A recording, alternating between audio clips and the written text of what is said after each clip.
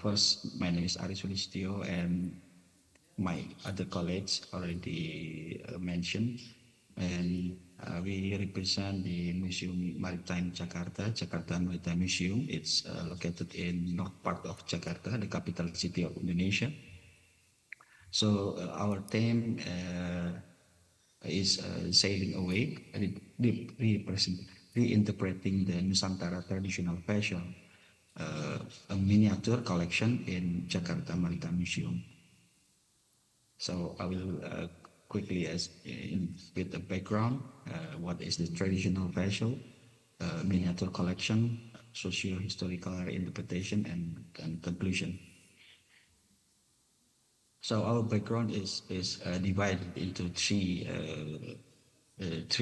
related kind of things. So, the first is what we call the intangible social history of Indonesia, innovation and maritime based cultures, because Indonesia is the biggest island archipelago in the world. And of course, we have a vessel technology, and it's developed from time to time. And museum itself is already connected with community and create value or construct the identity, what we call the original community. We will discuss it. What is the original community? So in the era of colonization, we after the independence of Indonesia, when the Dutch left Indonesia, Netherlands left Indonesia in 1945, the museum is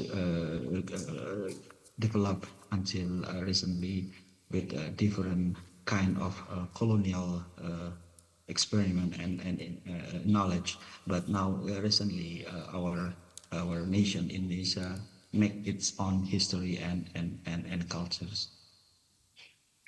What is the traditional vessel in Nusantara? We will call Nusantara, it means the island, group of island in Indonesia, consists of Sumatra, Borneo, Java, Molucca, Solebes, and Papua. So what is Nusantara? It's come from the word come from the 14th, 15th century. It's Javanese languages. It's mean Nusa, it's mean island, and Antara, it's mean distance or space. Separate by the sea. So Indonesia is an archipelagic state. It's a home of the several kind of the ethnicity. Mostly Austronesians come from the north part of the Indonesia. It's come from Taiwan, and Austronesians is inhabited in eastern part of Indonesia, or and also in eastern part of Indonesia. So this is the oldest find of rock art in Celebes, in South Celebes, in Muna Cave. So the traditional vessel in Nusantara itself, it's already recorded in China's history, which mean refer to Kunglun Po. Kunglun it's mean the sea, and Po it's mean ship or junk. Some record that it's very big size, more than approximately 100 tons of cargo. It's sailed across of the island until the Madagascar and Eastern Africa. The Greece intellectual say that it's the periplus of the Erythraean Sea. The periplus of Erythraean Sea I mentioned the Colandia Ponta. Colandia Ponta, some experts call the Kunlun Po, or the southern Chinese Sea. So what we call the traditional vessel is divided into two. First we call Jiang and Jukung. It's already imprinted in the relief of Borobudur Temple in 8th century. If you come to Indonesia, in Central Java, you will find the biggest temple of Buddhist of Borobudur. Interestingly, the Portuguese writer and explorer Tomé Pires, I'm say it's correct pronunciation, Tom Pires, in Suma Oriental mention local jungs as well as for trade transaction. And the vessel manufacturer also in Soma Oriental, Tom Perez said that in Rembang in north coast of Java, in Cirebon, Pegu in southern Myanmar is close to Tanah Genting Kra or Ismian Krea. It's not part of the Malaya Peninsula. It's technically it's common in Southeast Asia, Kunlun, South Sea, it means the South China Sea, but now it's disputed. A vessel generally use plank and stake or lash, or without or lack technique without and stake. Without the we call the nail. Yeah, it's common. It's use the traditional technique. So what is the miniature vessel collection in Museum Maritime Jakarta? So the building itself is historical because when Dutch occupy Indonesia and built the city of Jakarta, the city of Batavia, in now it's Jakarta, capital city. They built the warehouses for the to collect the spicy, to store the spicy before it's transported to Europe. And they looking for the spicy in the eastern part of Indonesia, located in Molucas. The type of the vessel itself, we say that I already said before, Jung type and Jukung type vessel. Jung it's mean sail vessel type, and Jukung it's outrigger. With outrigger, it's mean the balance, and the modern type of wood and fiberglass and outboard engine. And now it's lastly a modern type of the wood of fiberglass and outboard engine. The total collection is mostly 70. It's miniature, but a variety of size. So what we call the South Asian vessel type, it's it's no outrigger except Jukung. So there are Jung and Jukung, large size carrying more than 500 people and 250 ton, and then multiple sail and mast, and no steer gearing, and use quarter rudder. Now there are no steer gear.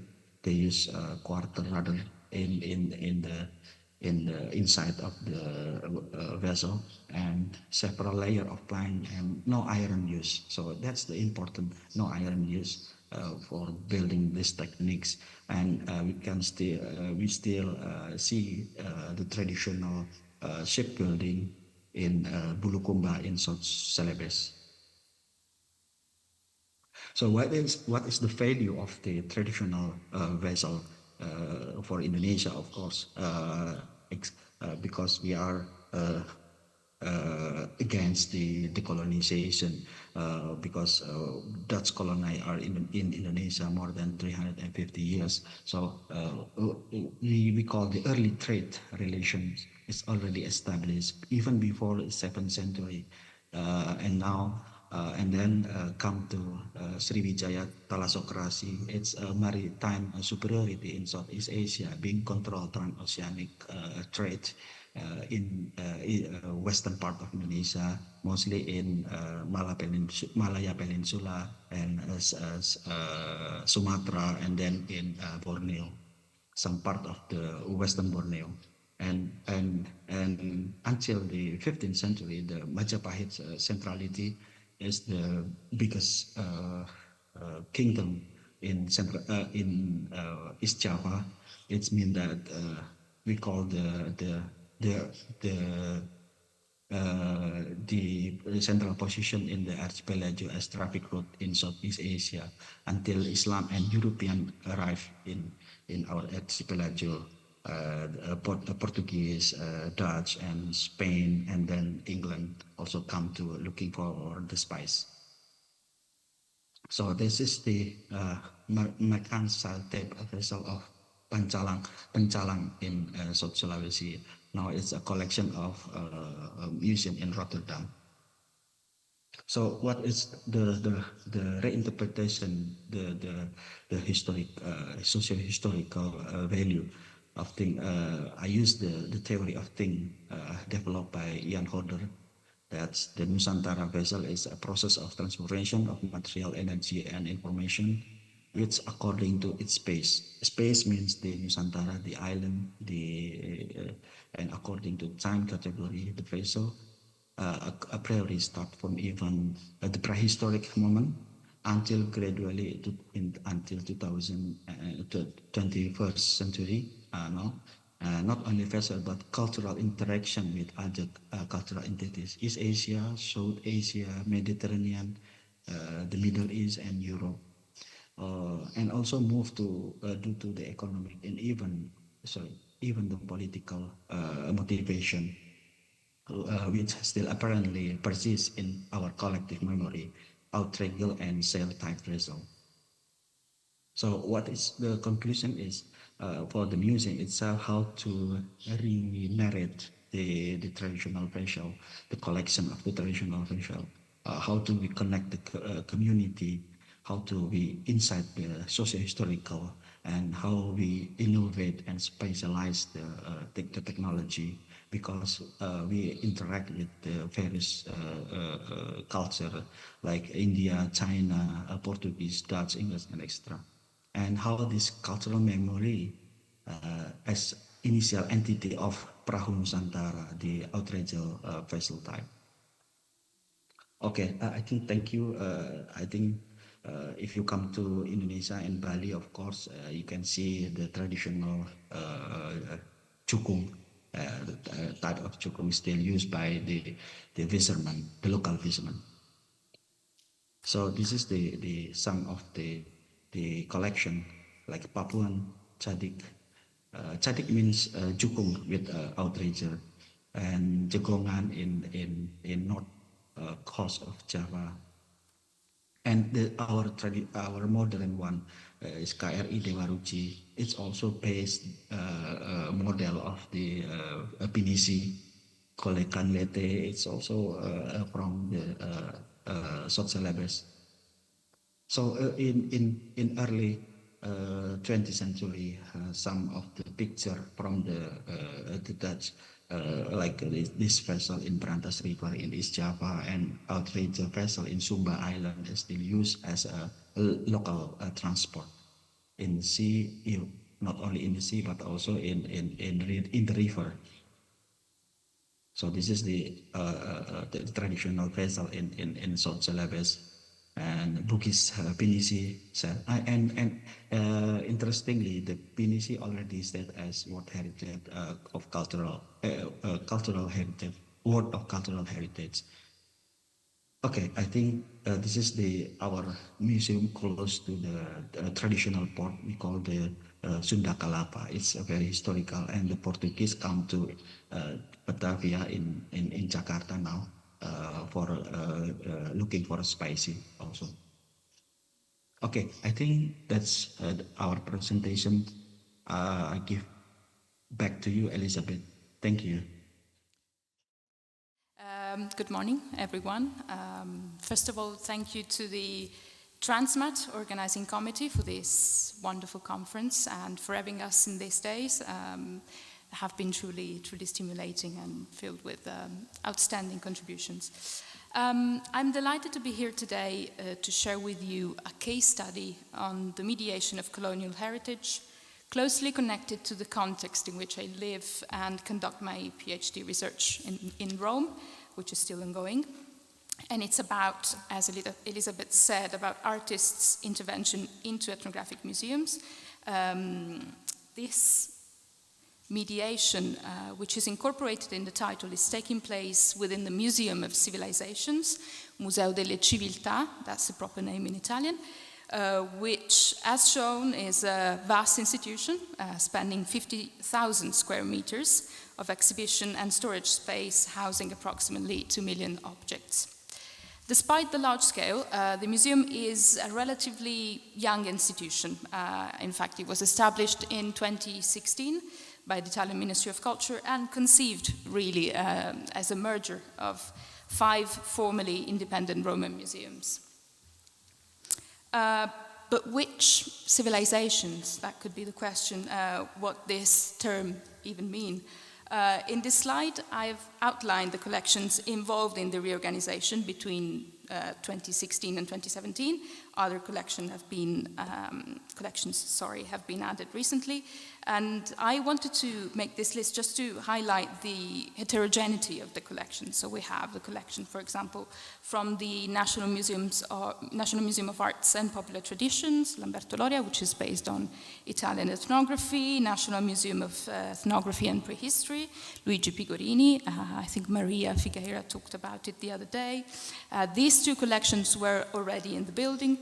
The collection of the Museum of Oriental Art, Giuseppe Tucci, Museum of Early Medieval Art, Alessandra Valcaro, and since 2017, Museum Italo-Africano Ilaria Alpi, it means Italo-African Museum Ilaria Alpi, former the Colonial Museum of Rome. All these collections are, as we can see, vast, highly diverse. They originated from complex historical and cultural context, and of course, their entanglements cannot be fully understood and perceived simply by housing them within the same institution. The reorganization was intended primarily to align the institution within the classical museological tradition dedicated to human history and its diverse cultures. This process of condensation, we could say, began much earlier. Here I have included an example from the Luigi Picorini ethnographic collection, which was initially housed in a historic building in the center of Rome, historic palazzo, particularly well known because for having shared its premises with the Kircherian Museum, as you can see on the right, the Wunderkammer of Athanasius Kircher, which was quite famous in the 600. A brief note now to the area in which the museum is located. It's called the Eor district. For some of you, this area might be known for its rationalist architecture, as well as the urban planning, the obelisks disseminated in the area. The construction of the Eor was heavily promoted by the National Fascist Party to host the Rome Universal Expo of 1942, which never took place due to the outbreak of World War II. This is to say that even the buildings housing this museum are far from being neutral. On the contrary, they are inscribed with dedications, adorned with artworks that reference a historical period which further complicates the interpretation layers of this institution. And this, of course, brings us to one of the central issues of this presentation. So how can these collections be made to dialogue with one another? From 2020, discussions emerged in Italy emphasizing the urgent need for a comprehensive reorganization of this museum, of both exhibition spaces, curatorial strategies, to establish more meaningful relationships among these units. On top of that, in 2022, a new museum director was appointed. He's an Italian art historian, contemporary art curator. And what he has proposed for the museum transformation was to reweave the fragmented framework of the museum collection into cohesive new forms using contemporary art as a methodological tool and implementing collaborative processes. This has entailed and will entail a significant and spatial and structural reconfiguration of the museum, expected to be completed in 2026. In this context, an extensive artist-in-residence program has been developed, positioning contemporary art as the driving force behind this methodological shift, serving as a central tool around which every exhibition and curatorial approach is structured.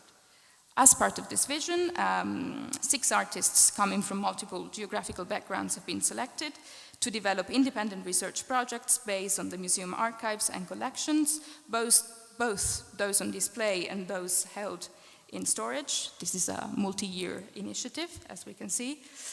These projects specifically address complex challenges posed by the collections, of course, decolonization, decontextualization, recataloguing, and the rewriting of objects' biographies. Within this context, exhibitions are conceived not only for critical reflection, but also for the construction of new narratives. I've added here just an example of what has been done with the prehistoric collection, featuring contribution from scholars and artists such as Caribbean Film Collective and Elisabeth Povinelli. And one of the key exhibition chapters within this ongoing transformation is the Museum of Opacities. As the title states, it was opened in June 2023, involving a critical reconfiguration of the former colonial collection. First of all, I want to clarify that this collection remained buried in the folds of history for a long time and was relatively unknown. Only recently, thanks to the work of scholars, museum professionals, Italy has begun to come to terms with its colonial past, leading to a growing body of research and increasing presence of these themes in museums. I want to share with you now some just brief historical data. Colonial Museum of Rome was founded in 1914 as an extension of the Ministry of Colonies. It was inaugurated in 1923 in a ceremony attended by Benito Mussolini. Its first directors structured the exhibition spaces both geographically and thematically. I wanted to show it here, aiming to present the collection within a sort of scientific framework and at the same time portraying the colonies as diverse in history and morphology. The museum purpose was predominantly functional and educational. As its mission stated, it served as a tool for preparing Italian people to understand and appreciate every aspect of life in the colonies. After the Italian invasion of Ethiopia in 1935, additional objects were brought to the museum, the collection was implemented, and the museum was transferred to a new location. From this point onward, the museum took on a propagandistic role, actively supporting violent imperialistic rhetoric within the public discourse and shaping a particular conception of otherness associated with colonized African territories that were Eritrea, Libya, Somalia, and Ethiopia.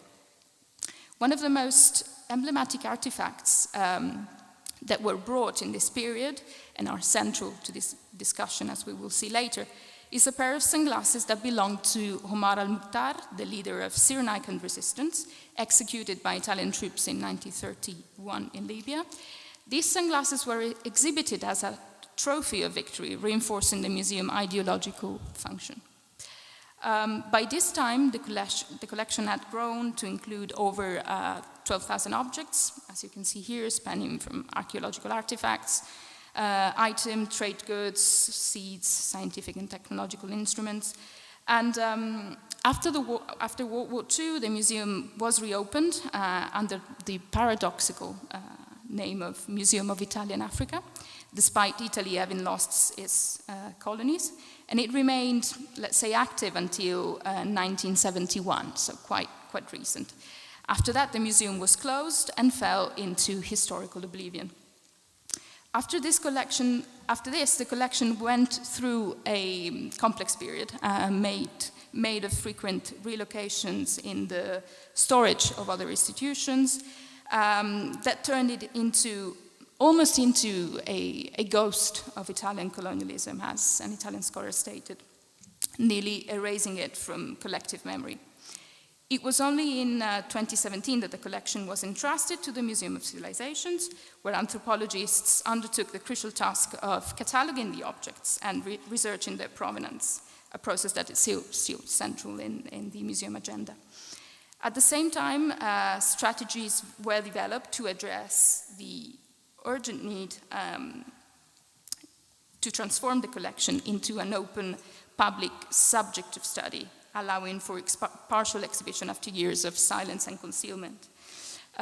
What is shown in the slide, it's a first step toward the collection public display that took place in 2017 within the framework of the European project Traces. And as part of the initiative, an artist, Italian artist, Leone Contini, in collaboration with Arndt Schneider, anthropologist, developed this artistic project called Bel Suol d'Amore, the Scattered Colonial Body, which critically engaged with the complexities of Italian colonial past. And it's also interesting study this aspect of collaboration between artists and anthropologists. So there have been occasions in which the museum worked with contemporary art even in the past, but not as in an extensive measure as it's doing now. So the Museum of Opacity is a temporary exhibition, but it was also conceived as a dynamic laboratory that connects the unseen material traces of colonial history with contemporary and collaborative artistic practices. It engages not only with artists representing multiple generations and cultural backgrounds, but also groups of researchers and Afro-descendants activists in the Rome area.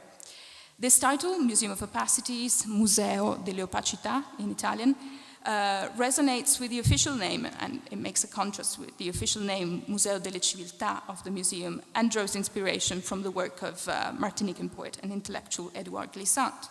The museum uses primarily an intervisual approach. The project unfolds as a proper descent into the erasure of Italy's colonial past, and visitors are exposed to a multiple provocative, let's say, triggers between performative disruption, deconstruction of narratives, and at the same time, constructions of new horizons of knowledge and awareness.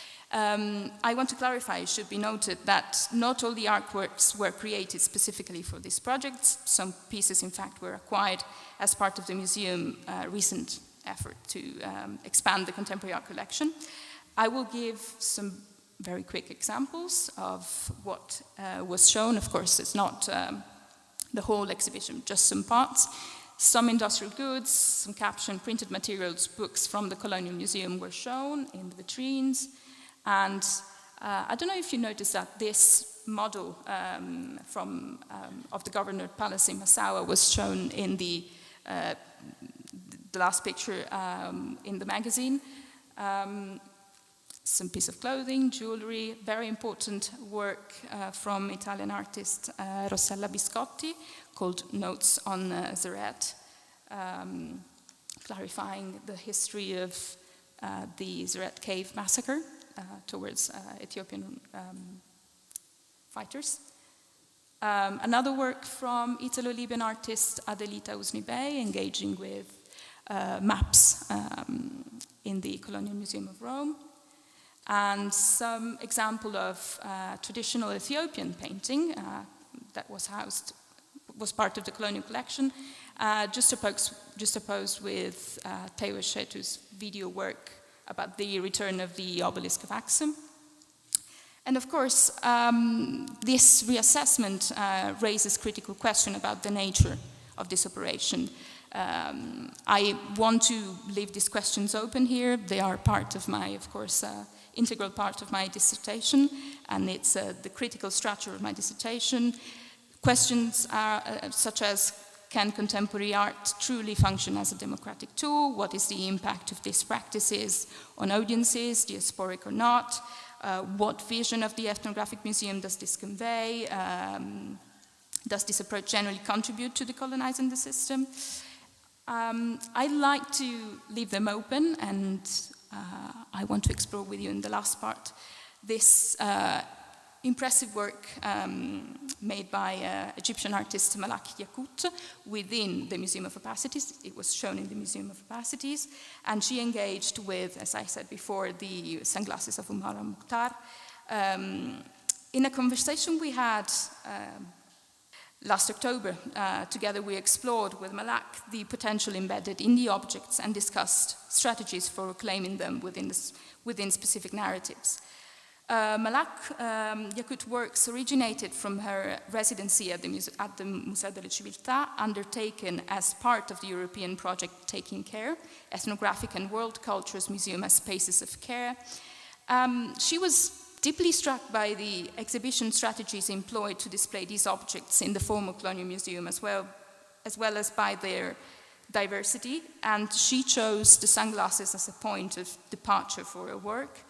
And we reflected also on musealization of objects and artifacts, on their histories and how objects become vulnerable to manipulation, how they can incite critical dialogue about power dynamics inherent in knowledge production, who controls the narrative, can these stories be retraced in ways that enable the museum to gain a deeper understanding of its own collection. Malaki's initial approach to the archive involved investigating the personal histories of specific objects, focusing particularly on those associated with individual names, such as sunglasses, to restore a sense of subjectivity, she said, to the objects, reconnecting them to the lives and identities they once represented. She has made this incredible work of retracing the information contained in the leather case of the sunglasses. She found the glassmakers and she identified it as Maruna Yak, a renowned optician based in Alexandria in Egypt. And she traced and reached his descendants. And this enabled her to conduct in-depth field interviews, enriching the research with perspective rooted in familial and local history. Among those, she also reached Mohammed el-Senussi, son of King Said Hassan al-Senussi of Libya, who was deposed by Muammar Gaddafi. And in addition, she analyzed audio recordings featuring statement by Muhammad Omar al-Mukhtār, son of the Libyan leader, and all this information is available in the label in the exhibition. So she managed, this is just an example, but she managed to establish relationships and creating a new, alive heritage for the museum. And the investigation and historical reconstruction derived from her research have been compiled into a small volume titled Searching for Appendices to Truth Lost, The Broken Sunglasses of Omar al-Mukhtār. The book contains the interviews, and this operation has condensed two temporal dimensions for the object. The past one, where the glasses were taken during the interrogation that preceded Omar al-Mukhtār execution. They were later donated and were displayed in the museum as a kind of relic, symbolic artifact of the Libyan's leader defeat.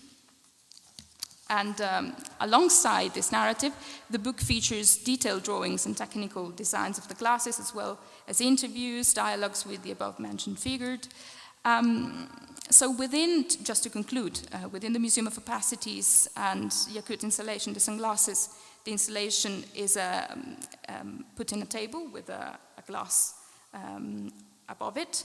They are put in a deconstructed and enlarged form. The artifact is placed, as you can see in the next slide, okay? It's placed just beside the deconstructed book. And they work as a visual lenses, drawing attention to the dialogues and interviews and to all the research she has conducted. But then our discussion continued, and we spoke also about the artists wanting or not to exhibit their works in museums. And she explained that to me, that their goal is to capture something for future generation. And I conclude now, she believes, and I agree, that art is valuable insofar as it highlights areas where we need a stronger infrastructure of thought. That's it. Thank you very much. Ladies and gentlemen, thank you very much for having us. I try to stick closely to my pre-written text due to the fact that Rolf shall have his fair share, of course, of our limited time. Just let me tell you beforehand, our presentation will not be about a running project, but about an upcoming project. And furthermore, to draw your attention, or maybe the attention of your colleagues not being here right now, to our museum, a special part of our collection, the so-called non-European collection or ethnomusicological instruments collection of our house. And yes, hopefully to get some not only attention but some cooperation in our ongoing research and provenance research of our collection. So I tell you a little bit about the museum itself, but also about the history of the city where it is located, due to the fact that as it is here with this museum, this history of our collection, and our museum can't be told without a little bit focus on the history of the town where it's situated. The Magnerkirchen Musical Instruments Museum, founded in 1883, is the oldest specialized museum of its kind in Europe, alongside the Brussels Museum of Musical Instruments. Since 1942, it is housed in a castle-like late Baroque bourgeois villa dating from 1784 at the city's outskirts and displays around 1,600 musical instruments in its permanent exhibition on 3 floors in the main building and the adjoining East Wing. So the main building and the East Wing. Our focus will be about the objects in the East Wing because for about 100 years the collection as a whole was presented together, so the non-European instruments alongside with the European instruments, but somehow in 1987 the curators of the exhibition remodeling the permanent exhibition decided to put all the European instruments within the main building and all the non-European instruments into the East Wing.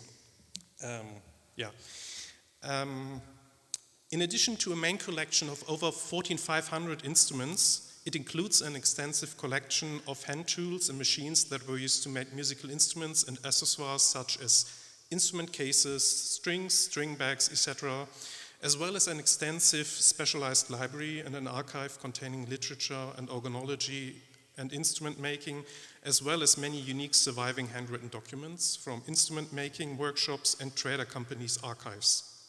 In addition to the exhibition, the museum complex also includes a functioning historical tonewood sawmill, which uses 4 saws to demonstrate the process from cutting a tree trunk into pieces of up to 0.1 millimeter thin veneer wood.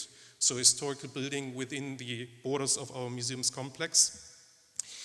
And to show you a little bit of what region we are talking about, because I'm pretty sure no one of you ever heard about Magnerkirchen before, maybe not even about the region. It's located in the so-called Vogtland. It's in this tiny corner of Germany, like sided by Czech Republic. Magnerkirchen, located in the Vogtland region of Saxony on the border with Bohemia and Bavaria, developed into the world's largest production center for musical instruments over the course of the 19th century. Its roots as a town of musical instrument makers lie after the end of the 30 Years' War, so 1648. By the way, this is the front side, the road front of our museum. Protestant violin makers from neighboring Bohemia, who feared re-Catholicization under the Habsburg monarchy, moved a few kilometers further into electoral Saxon territory, which was Protestant, and settled in the small town of Magnerkirchen and its surrounding villages. In 1677, a violin makers guild was founded, the oldest in the world still in existence today. Within a few decades, other branches of musical instrument making, such as woodwind and brass instrument making, settled here. While Magnerkirchen only had around 600 inhabitants by 1650, by 1800 there were already 200 instrument makers out of a population of around 1,100 people. In addition, there were almost 100 instrument dealers, as the trading metropolis of Leipzig, about 150 kilometers away. I can show it once more. So we may be somewhere in nowhere, but we are in fact only like a 2 hours drive apart from Leipzig, Dresden, Prague and Nuremberg, so important cities and big cities. Yes, and in addition there were almost 100 instrument dealers as the trading metropolis of Leipzig, about 150 kilometers away, with its trade fairs held 3 times a year, provided the ideal basis for extensive sales of instruments and the establishment of a trading network that spanned the entire globe from the mid-19th century onwards. Apart from keyboard instruments, the necessary production had grown to include all conceivable wind, string, plucked and percussion instruments, as well as accessoires and, due to the early specialization and division of labor, accounted for a world market share of up to 75% in some segments. From the second half of the 19th century, almost every second adult in the town earned their living from the production of musical instruments, and in the first half of the 20th century, 21 millionaire families lived in a town of just about 9,000 inhabitants. And due to its prospering trade, it was the second largest taxpayer in the Kingdom of Saxony after the rich trading city of Leipzig, already mentioned, which had 80 times as many inhabitants. So here are just two examples of around about 2 dozens of merchant mansions still existing in the town. You see there was money around. It was quite prospering. For the today's starter, despite the financial crisis in the 1920s, despite World War II, and despite 40 years of socialist government in the GDR times, so Markneukirchen had the fate to be so close to the Bavarian border that they almost would have been part of Western Germany, but still got part of being Eastern Germany. Despite all these facts, nowadays in a town of around about 7,000 inhabitants, more than 100 workshops and companies are still producing musical instruments with a work labor of more than 1,200 instrument makers. The foundation of the museum and the collection of musical instruments arose from the town's established building tradition. In the 19th century, a technical school for musical instrument making was established to teach young, aspiring musical instrument makers the practical and theoretical aspects of the various crafts. One teacher at this school was Paul Otto Apjan Benewitz, 1847 to 1892, who, together with the Markneukirchen Trade Association, founded a museum based on his own private collection of instruments, whose teaching and display collection was intended to give budding instrument makers an impression of how their own forefathers in the Vogtland region, as well as other instrument makers in Europe, built musical instruments in those days and in past eras. In addition to quality, the focus of the collection was above all on the greatest possible variety of objects and instrument types. Due to the small size of the trade association operating it and not being able to keep it running a long time, the so-called Gewerbemuseum, which opened in 1883, became the property of the town of Markneukirchen already in 1886, which has operated it as a municipal public exhibition ever since. Apjan Benewitz, who headed the museum as director until 1892, and in addition to his lively publishing activities, also traveled extensively throughout Europe, visited other collections, and maintained a lively correspondence with their managers, placed a further focus on instruments and building traditions outside Europe at an early stage. In 1887, for example, he succeeded in obtaining a promise of purchase money from the funds of Imperial Chancellor Otto von Bismarck. Those were linked to an appeal to the diplomatic and trade missions of the German Empire overseas to purchase instruments representing local musical traditions at the respective locations. Within 2 years, a new extensive collection of around about 200 objects already had been assembled, originating from what is now, just a few examples, China, Japan, Korea, Egypt, Puerto Rico, Bolivia, Mongolia, Syria, Nepal, etc. Here you get a short insight. This is not like here the depot, this is really the steady exhibition. So you see 1,600 instruments, so it's quite, every showcase is quite packed today.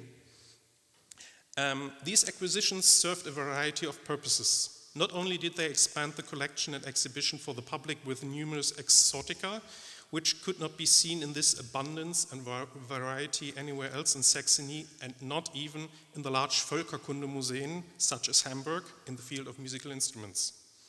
On the other hand, they provided a wealth of inspiration for local instrument makers, who were not only able to use the objects to gain a better understanding of traditions and instrument shapes from all over the world, but also to collect ideas for reproductions and replicas, which can be found as exotic interspersions in the catalogs of various instrument dealers from around 1900 on.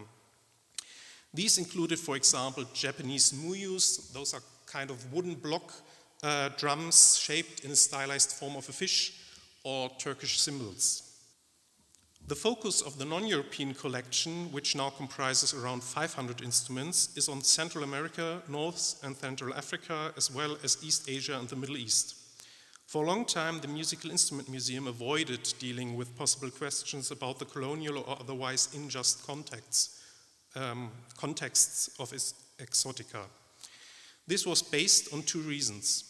On the one hand, the purchases of the years 1887-1888, when the core of this collection was created, were seen as unproblematic, as they were purchases in the respective countries, even though there are hardly any receipts, proof of purchase, or other evidence of this in the museum's archives.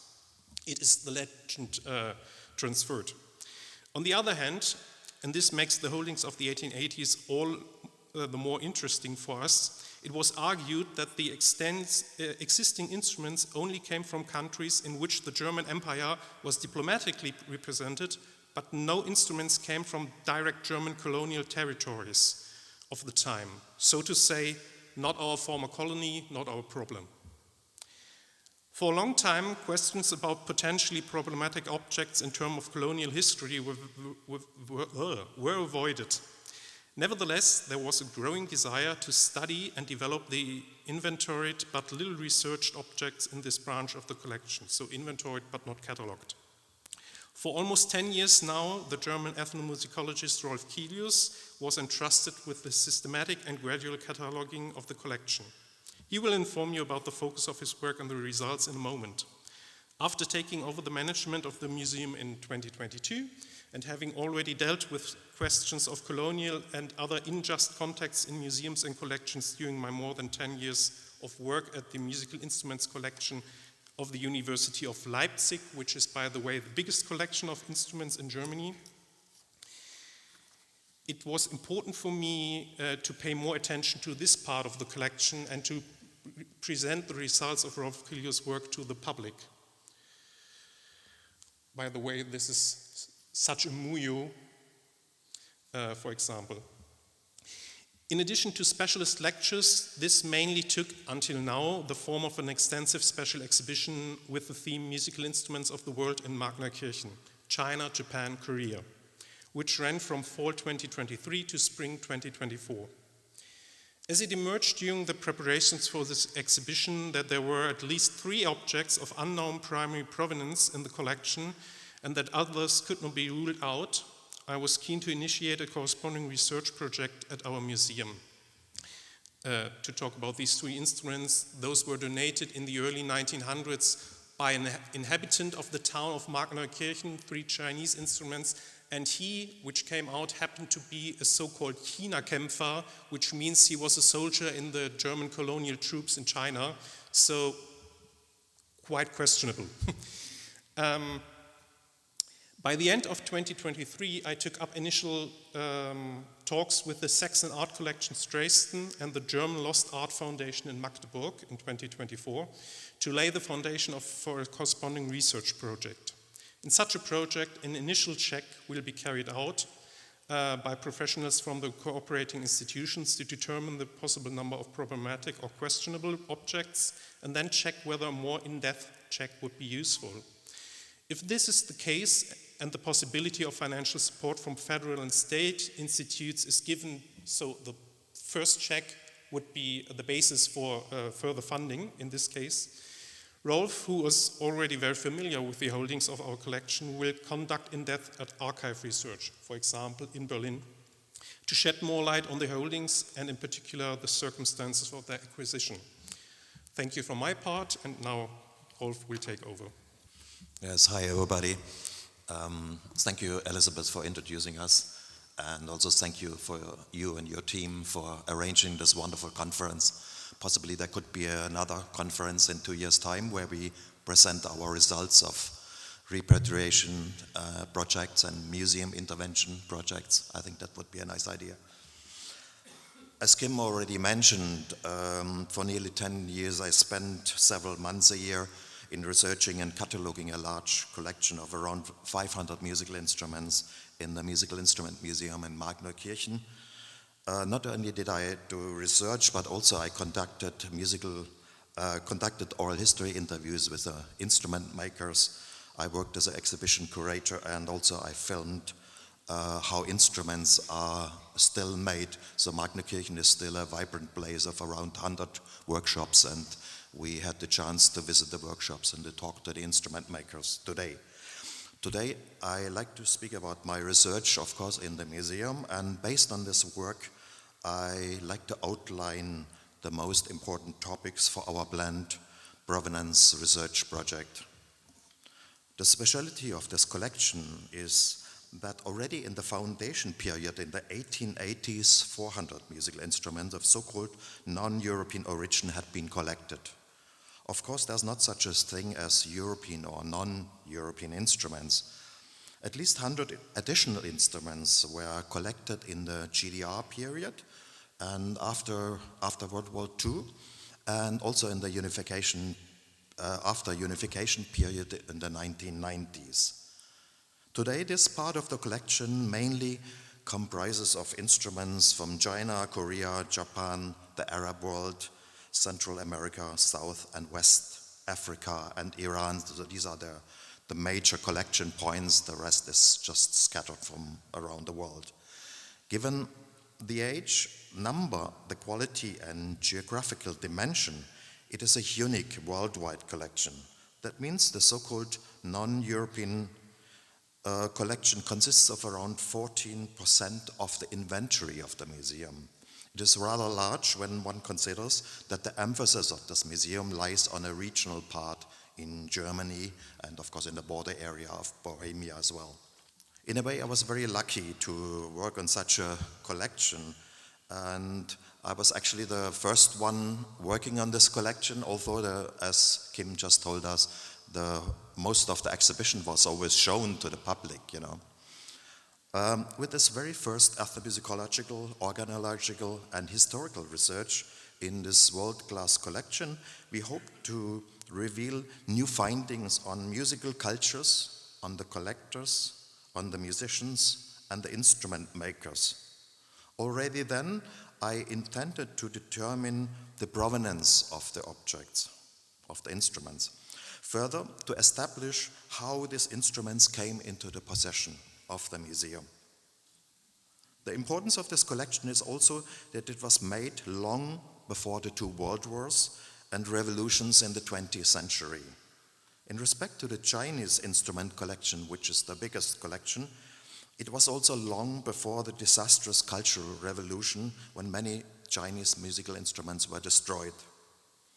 Fortunately, the region around Magdenkirchen was hardly touched by the World War II, as the rest of Germany was, of course, and nearly all instruments which are listed in the 1908 catalogue are still in existence.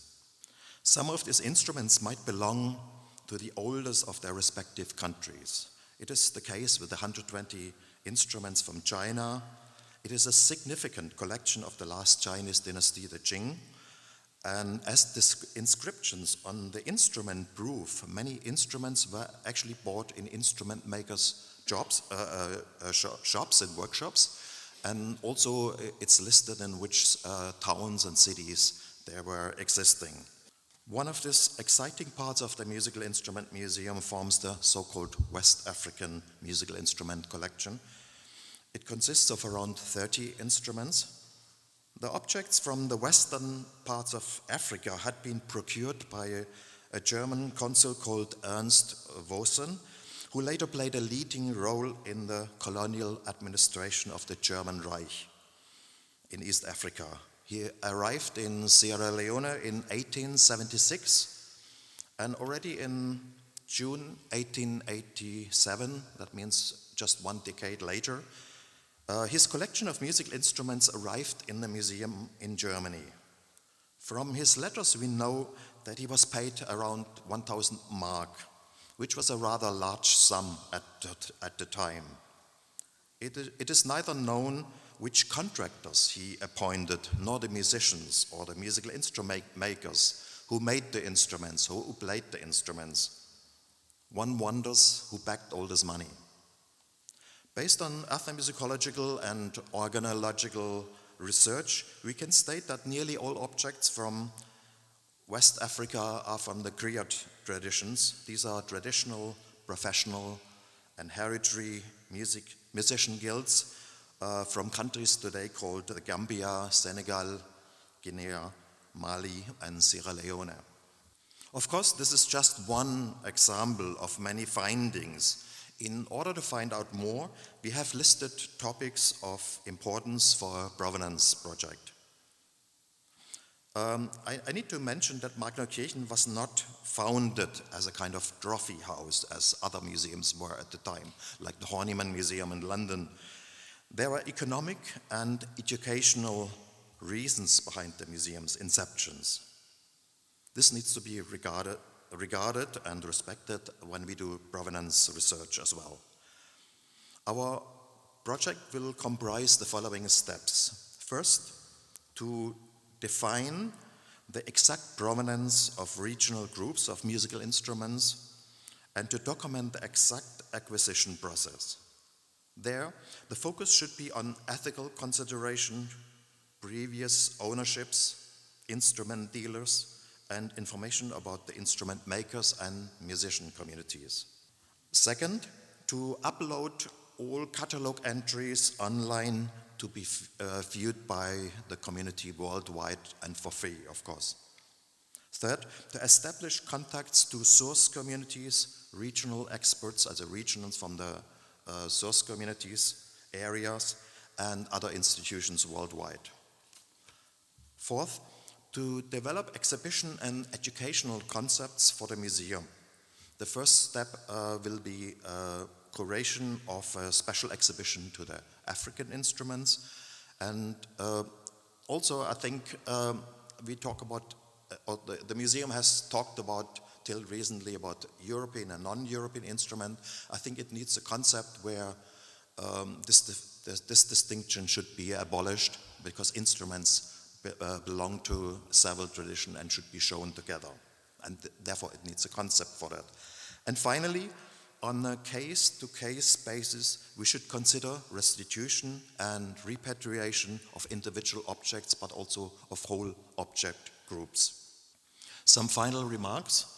We need to consider that nearly all objects researched could be rooted to world regions and musical genres. Most of them, even in modified forms, are still played today. I think that's very important, and a few days ago we had this chance to see your new exhibition here, and of course there was this African drums and all these terms. I think all instruments which I have seen in your exhibition, they have names, there are communities behind them, and it could be defined right now. We don't have to wait for that. I think that's something we could do straight away.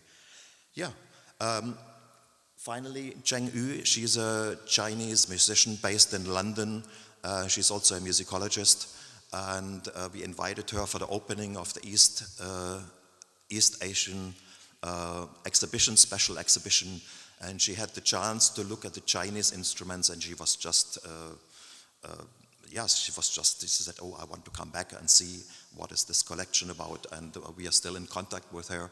And I think that's a first step to investigate further what are the instruments and connecting the objects to the source communities. Thank you very much. Thank you to all of the presenters.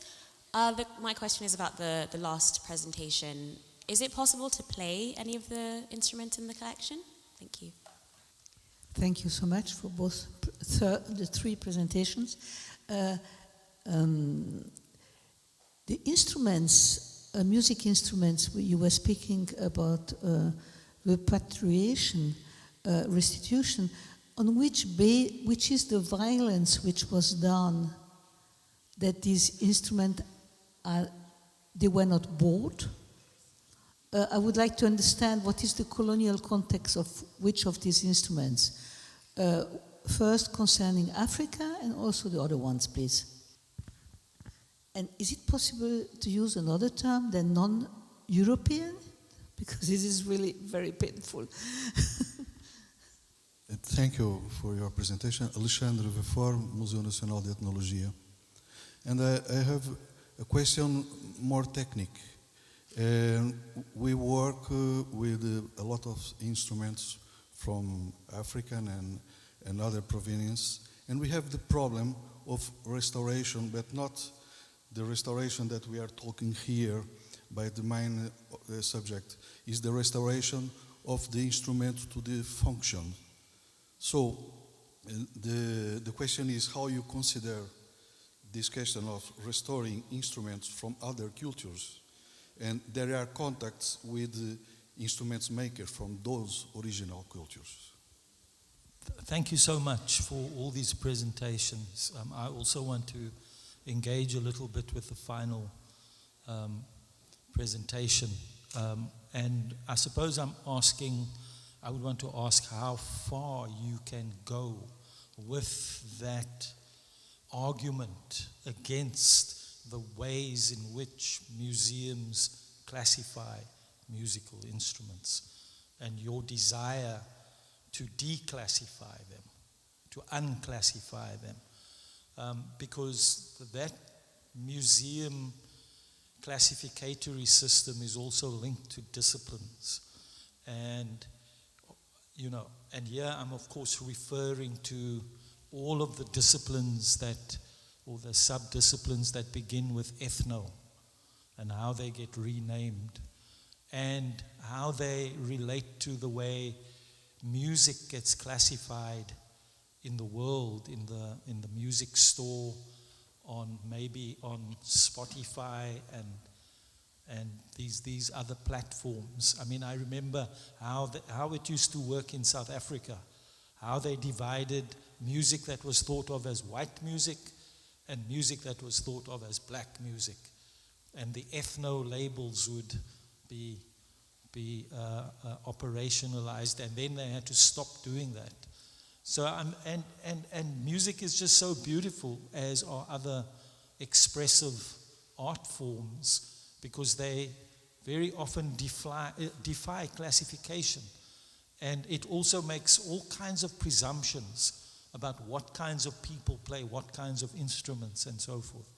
So I suppose I want you to talk a bit more about your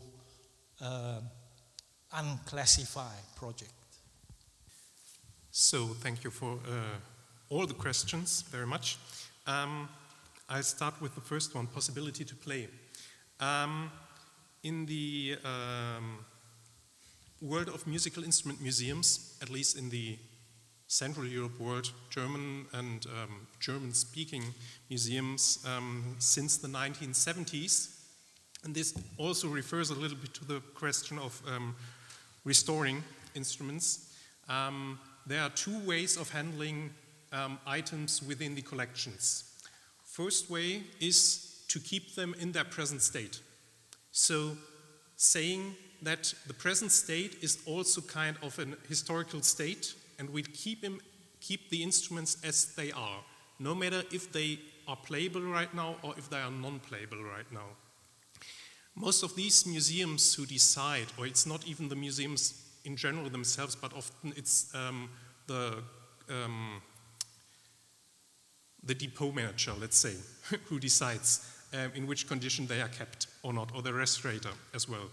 And those museums who decide to keep them in the right now state as a proof of historical development also, and are mostly against playing them anymore.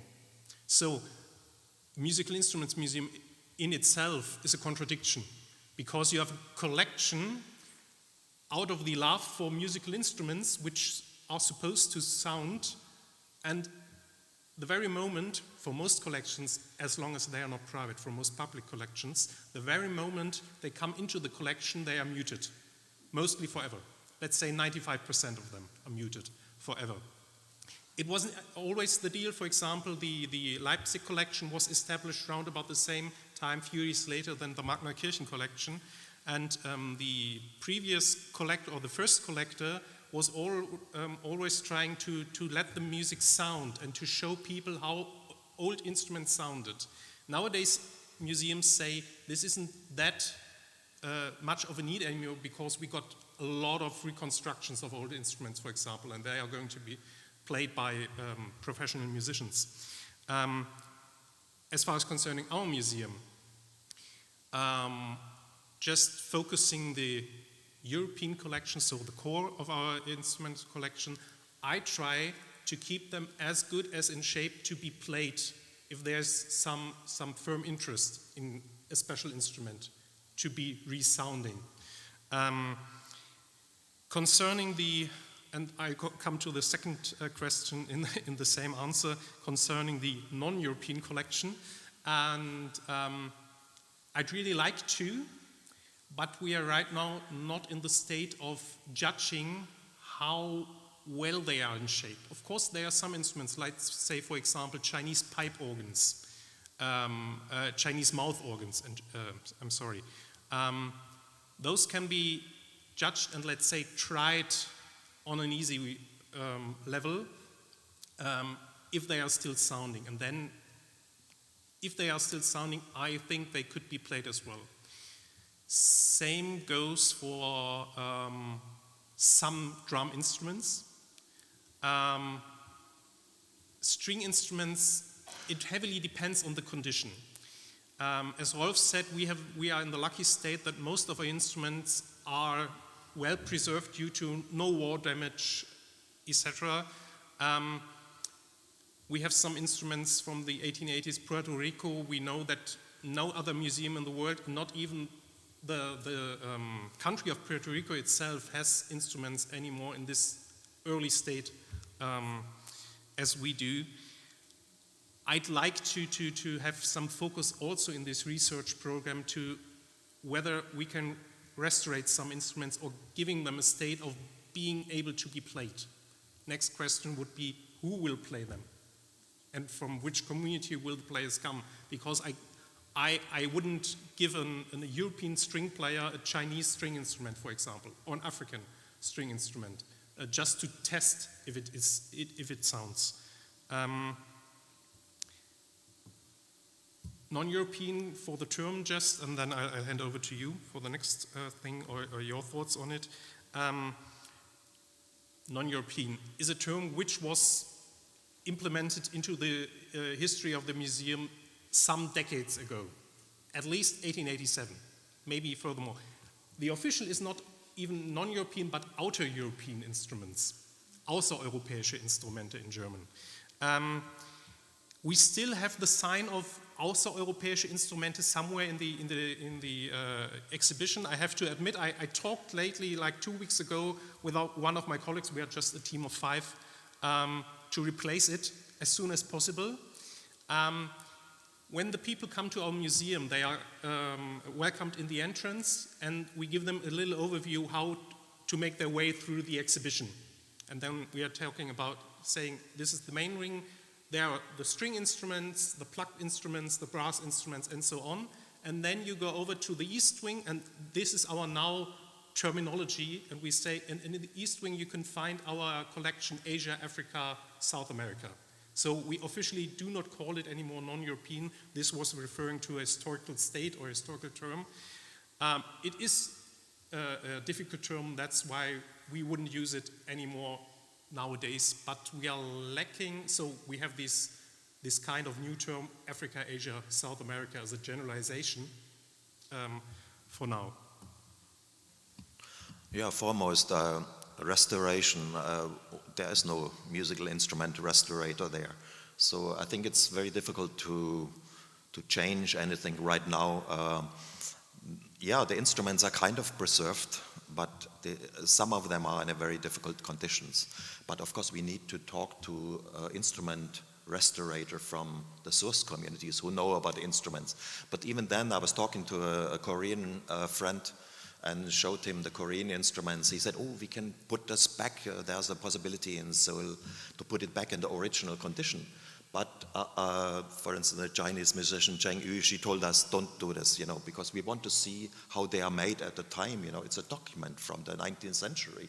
So we don't want to put it up to date or anything like this, because the tuning system has completely changed at the beginning of the 20th century, The tuning system in the 19th century, the Chinese tuning system was completely different. This is a very important fact, Classification, of course, we are not using these terms, European, non-European, because that's just nonsense, because we know we have the German oud or the European oud, we have the oud from the Arabic, from different Arabic country, from Cairo, from Istanbul, from Damascus, and these are wonderful instruments, and of course these are basically the same instruments, the same origin. You know, we want to show the development, the commonness of musical instruments, you know, what we also discussed in other contexts before, you know.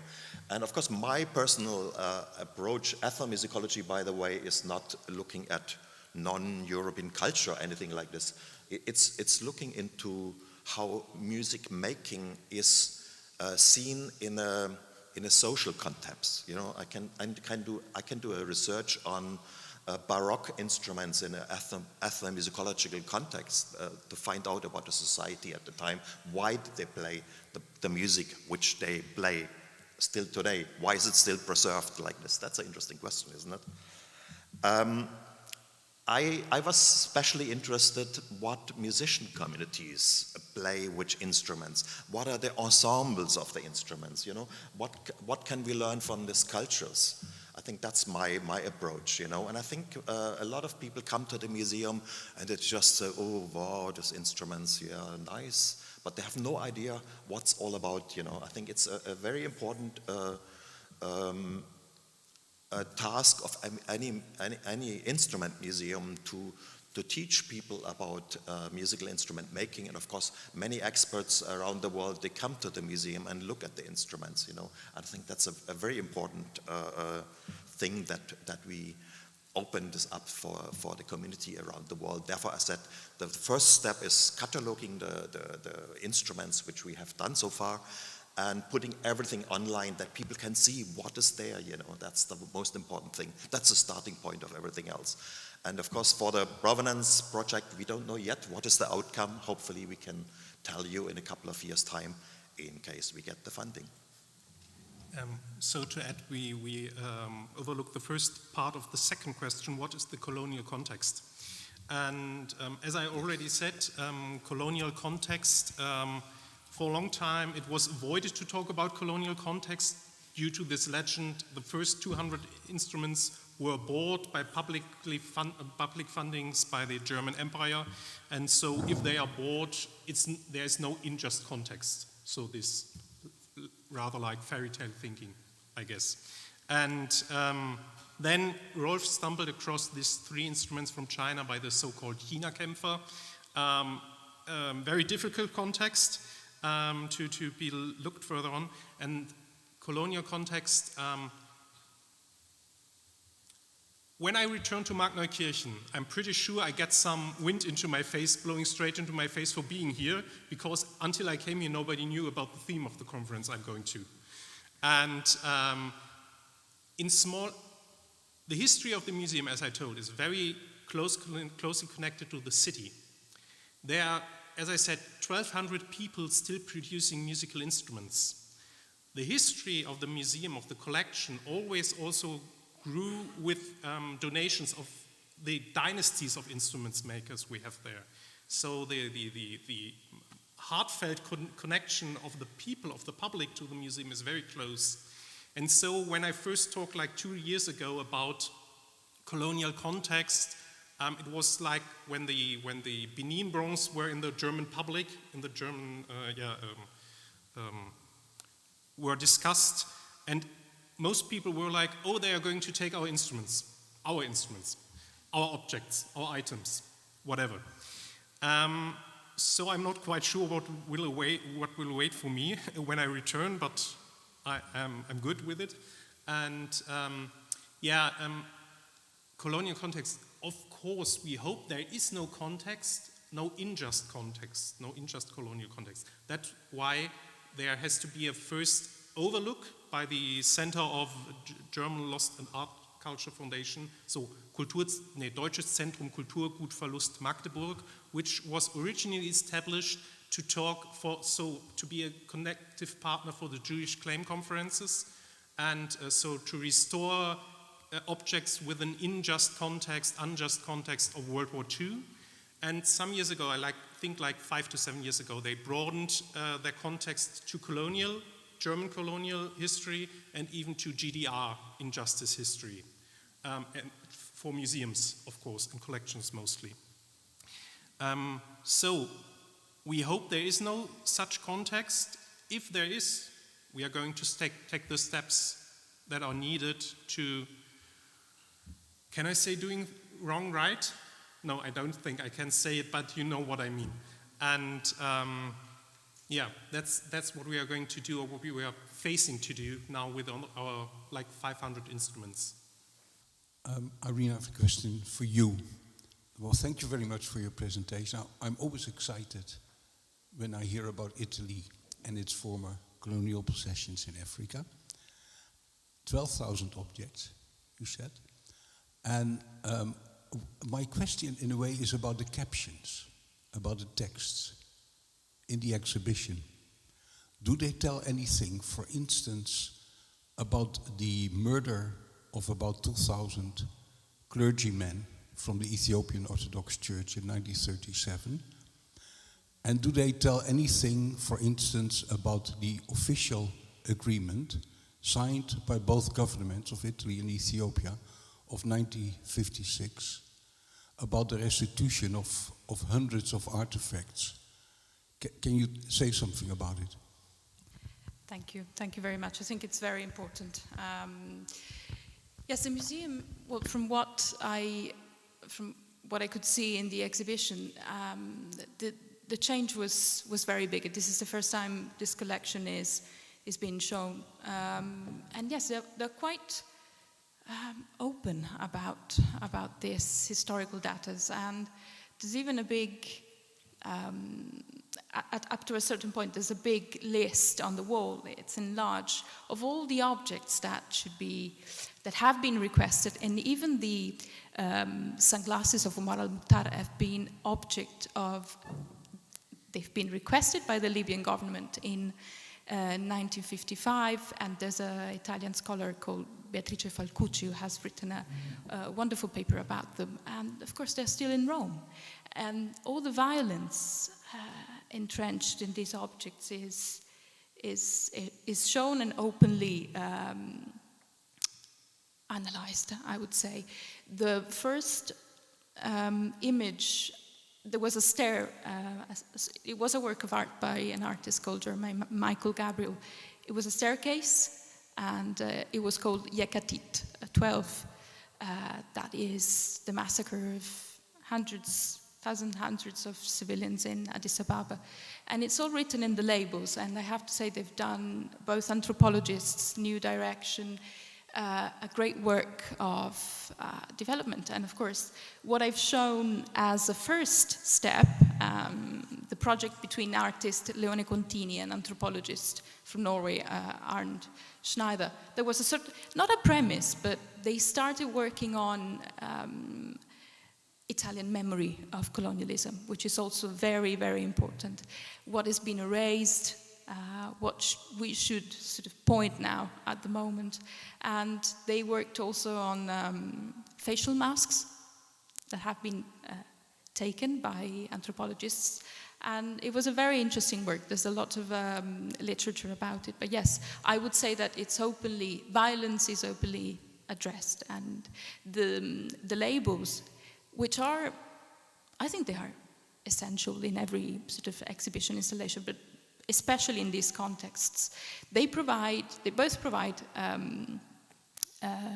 information about the object itself, how it was used, and also they provide literary references, they provide names of studies who have been done about a specific matter. So it's very rich, and the point is, what I was trying to, and it's part, of course, of my PhD dissertation, is it accessible to everyone, this use of contemporary art?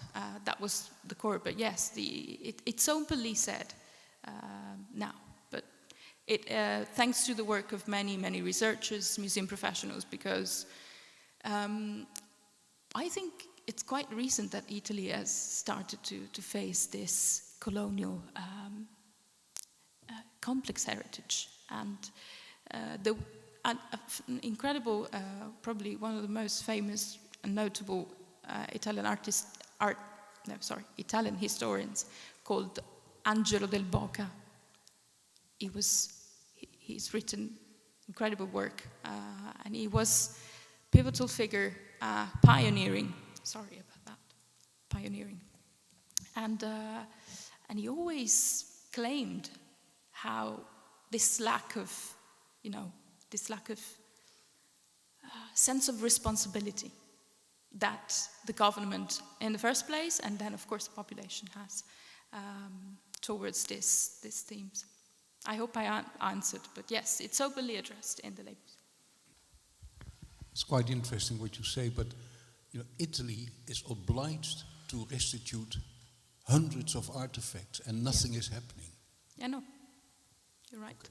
Then we You're agree. Right.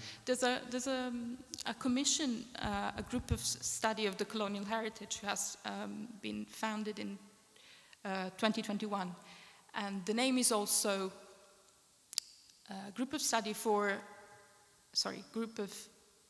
Colonial Group for Study and Restitution. So let's hope that this is going to, it has to be addressed, and it's never enough. We should talk about it in every possible way. Yes, I agree. So, Manuelina Duarte from Brazil. I heard several times the question about colonial context, and I would like only to underline that in Brazil we have a different understanding about colonial context. I understand what you mean, but we have the idea that all the asymmetries of knowledge, asymmetries of power are colonial contexts also, inside of the same country or between countries that don't have had a relationship of colonialism, historical, military, etc. So only to push all of us to think about these other kinds of colonialism and to think that decolonization cannot be seen as synonym of restitution of objects for other countries. It's much more than this. Because sometimes in Europe I see the question ends always only in restitution. Of course, we already had very deep and complex discussions here about restitution as a process, etc. But I think it's not, it's never too much to remember that colonialism is more than a colonial occupation of another land. Thank you. I completely agree with that, 100%. Okay, thank you very much.